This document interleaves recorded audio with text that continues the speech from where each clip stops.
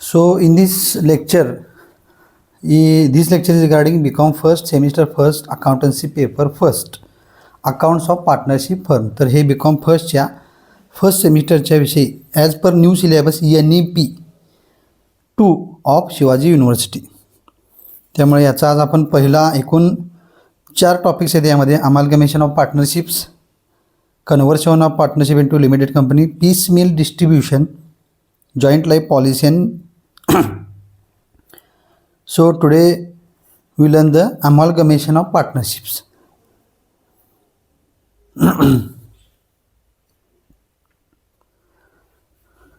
The firms who carrying the similar business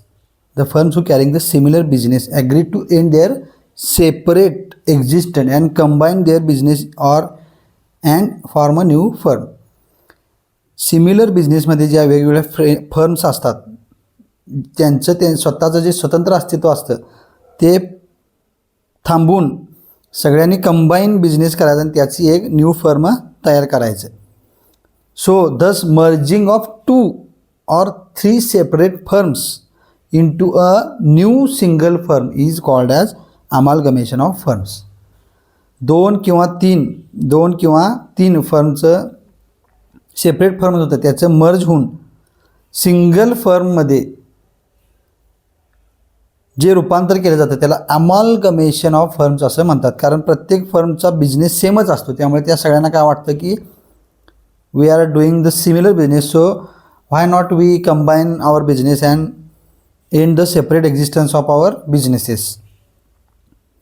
so as the old firms are closed their accounts are also required to be close. त्यांच्या जुन्या firm close होतात त्यामुळे त्यांचे अकाउंटसुद्धा close होणं गरजेचं आहे. त्यामुळं for this purpose each of the old firms is required to take the following step so far as the accounting treatment is concern. त्यामुळे ओल्ड फर्म जे आहेत त्यांना आपला बिझनेस क्लोज करायचा असतो त्याचवेळी त्यांना अकाउंट्ससुद्धा जे आहेत त्या बिझनेसशी रिलेटेड जी ट्रान्झॅक्शन असतात त्याचं रेकॉर्डिंग आपण अकाउंटमध्ये करतो ती अकाउंटसुद्धा क्लोज करायची असतात. सो त्यासाठी अकाउंटिंग ट्रीटमेंट जी करावी लागते त्याची आपल्याला माहिती पाहिजे. पहिले to revalue the assets and liabilities as agreed by the amalgamating firms. Amalgamating फर्मनी ज्या पद्धतीनं ॲग्री केलेले आहेत, संमती दिली आहे त्यानुसार ज्या असेट्स आणि लायबिलिटीज आहेत ओल्ड त्या रिव्हॅल्यू करायच्या. म्हणजे 100 एखाद्या असेट्स किंमत असेल तर त्याची 80 करणे किंवा 110 करणे. लायबिलिटीज समजा 50 रुपये द्यायचे तर त्याचे 40 रुपये देणे. असं काय करायचं आहे, to revalue the assets and liabilities as agreed by the amalgamating firms. त्यासाठी revaluation account or profit and loss adjustment account is opened. Assets आणि लायबिलिटीज ज्या ओल्ड होत्या त्यांचं रिव्हॅल्युएशन करायचं आहे. So we have to revalue the old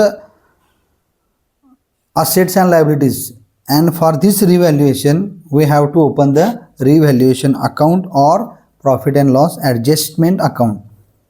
The balance, if it is a profit or loss shown by this account, is transferred to capital account of the partners of that firm in their old profit sharing ratio. Revaluation केल्यानंतर जो balance असतो ज्या अकाउंटचं आपण revaluation करणार आहे त्याचा जो balance असतो ते रिव्हॅल्युएशन केल्यानंतर कोणत्या पद्धतीने करायचं, रिव्हॅल्युएशन अकाउंट किंवा profit and loss adjustment account is open for this and the balance which is either profit or loss shown by this account. Which account, revaluation account or profit and loss adjustment account is transfer to the capital account of the partners. जे काही partners असतील 2 किंवा 3 old firms आहेत त्यांचं आपण काय करणार आहे, सिमिलर बिझनेस आहे त्यामुळे त्यांना एक्झिस्टन्स जे होतं त्यांचं सेपरेट लिगल एंटायटी ॲज पर ते आपल्याला एंड करायचं आहे आणि त्यासाठी आपल्याला त्या सगळ्यांचं कंबाईन करून नवीन फर्म करायचं आहे. त्यालाच अमालगमेटिंग ऑफ द फर्म असं म्हणतात. सो त्यासाठी ओल्ड फर्मचे अकाउंट क्लोज होतात त्याचबरोबर त्यांची जे असेट्स अँड लायबिलिटीज आहे त्याचं रिव्हॅल्युएशन केलं जातं आणि ते कुठं दाखवलं जातं revaluation account or profit and loss adjustment अकाउंटला आणि त्याचा जो बॅलन्स आहे profit or loss shown by this account is transferred to the capital account of the partners of the firm in their old profit sharing ratio. The balance is transferred to capital account in their old profit sharing ratio, in their old profit sharing ratio. This is the most important thing we have to remember, that after transferring the balance, at the time of transferring the balance to the capital account of the partners of the firm, so we have to share in the old profit sharing ratio. Second adjustment is goodwill account is raised in the books of account at the agreed value. goodwill account जे raise होतं books of अकाउंटमध्ये ते agreed व्हॅल्यूनुसार त्याची value केली जाते. Goodwill is a intangible asset which is given for the name, fame और business structure और which is the good thing in the business for from whom the customers are attracted towards the business. त्यामुळे बिझनेसविषयीचा जो एक विशिष्ट पत असते बिझनेसची, त्याचं काम जे चांगलं असतं त्यामुळं गुडविल अकाउंट तयार होतं आणि त्या गुडविल अकाउंटचं ॲग्रीड व्हॅल्यूनुसार गुडविल अकाउंटला डेबिट करून कॅपिटल अकाउंटला पार्टनरच्या ओल्ड प्रॉफिट शेअरिंग पोर्शनमध्ये ते ट्रान्सफर करायचं आहे. Debit the goodwill account, credit the capital accounts of partner. Goodwill account debit to capital account, goodwill account debit to capital account in their old profit sharing portion, in their old profit sharing portion. This is the second step. Third step is the assets and liabilities of the old firm are transferred to the new firm at their agreed or book values. Assets आणि liabilities ज्या old फर्मच्या आहेत त्या नवीन फर्मला transfer होतात. कोणत्या व्हॅल्यूला? New agreed values or book values. बुक व्हॅल्यूजला आहे त्या व्हॅल्यूजला किंवा नवीन ॲग्रीड व्हॅल्यू जे आहे त्याला त्या ट्रान्सफर केल्या जातात. As the case may be. However if any of the assets or liabilities is not taken over by the new firm. Old partnership जी फर्म आहे त्याची एखादी असेट किंवा लायबिलिटी जर नवीन फर्मनं घेतली नसेल तर हा प्रश्न येऊ शकतो. मग त्यावेळी काय करायचं? जे आहेत असेट आणि लायबिलिटीज त्यांचे एक तर न्यू ॲग्रीड व्हॅल्यूला किंवा बुक व्हॅल्यूला ट्रान्सफर करायची. कशाला? न्यू फर्मला. पण न्यू फर्मनं काही असेट्स आणि लायबिलिटीज घेतल्या नाहीत तर काय करायचं? Then first is the asset is either taken over by any of the partners or realised in cash.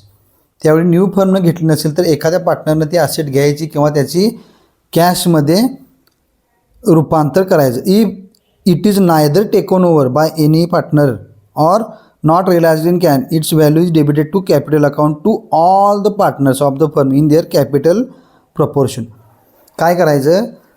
ती असेट एकतर पार्टनर घेईल किंवा त्याचं रिअलायझेशन कॅशमध्ये करायचं. जर पार्टनर पण घेतलं नाही, रिअलायझेशन त्याचं कॅशमध्ये पण झालं नसेल, then at that time its value of the asset is debited to capital account of all the partners who are in the new firm in their capital proportion or profit sharing proportion. जर एखादी asset घेतली नाही तर काय करायचं? पार्टनरांच्यामध्ये त्यांच्या capital प्रपोर्शननुसार किंवा profit sharing प्रपोर्शननुसार त्याची व्हॅल्यू जी आहे ती कॅपिटल अकाउंटला डेबिट करायची आहे. And the second thing regarding the asset and liabilities not taken over is the liability not taken over by the new firm is either paid of in cash or taken by any of the partner of that firm. हे असेटच्या बाबतीत झालं की त्याचं capital अकाउंटला पार्टनरमध्ये profit sharing किंवा कॅपिटलच्या प्रपोर्शननुसार सगळ्या पार्टनरना debited करायचं. किंवा लायबिलिटी असेल जर, आणि जर लायबिलिटी असेल ती पण जर न्यू फर्मनं घेतली नसेल तर तीसुद्धा एकतर कॅशमध्ये पेड करायची किंवा पार्टनरनी त्या फर्मच्या ती आपल्याकडे प्रत्येकाच्या रेशोनुसार घ्यायची आहे, म्हणजे ती लायबिलिटी सगळ्या पार्टनरने मिळून द्यायची आहे. And the fourth point regarding the accounting treatment is the final balances on the capital accounts of all the partners are transfer to the new firm. जो फायनल कॅपिटल अकाउंटचा जो बॅलन्स आहे, जो काय फायनल बॅलन्स येईल प्रत्येक पार्टनरचा, तो काय करायचा, न्यू फर्मला ट्रान्सफर करायचा आहे. And they become the partners of the new firm. म्हणजे जो काही बॅलन्स असेल फायनल बॅलन्स, तो मात्र त्यांनी कॅपिटल अकाउंटचा त्यांच्या capital account is their own account. So they have to transfer the final balance of capital account to new firm and now they become the partners of the new firm. So this is the basic concept regarding amalgamating of partnership firm, in which similar business of the firms and their separate legal entity and form a new firm. So for this,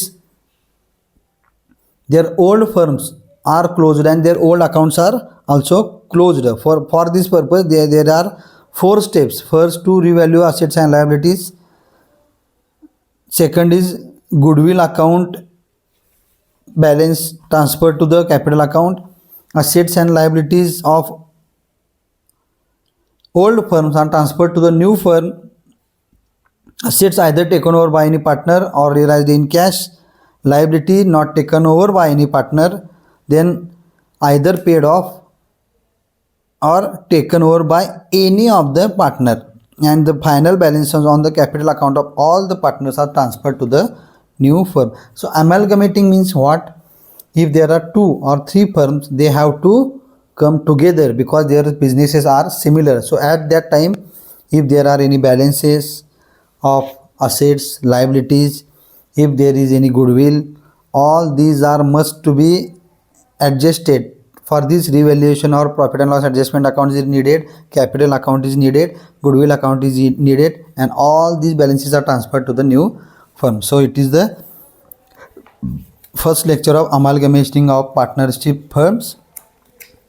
Regarding BCom first, semester first, accountancy paper first, accounts of partnership firms, as per new syllabus NEP. Subscribe, share, like and comment.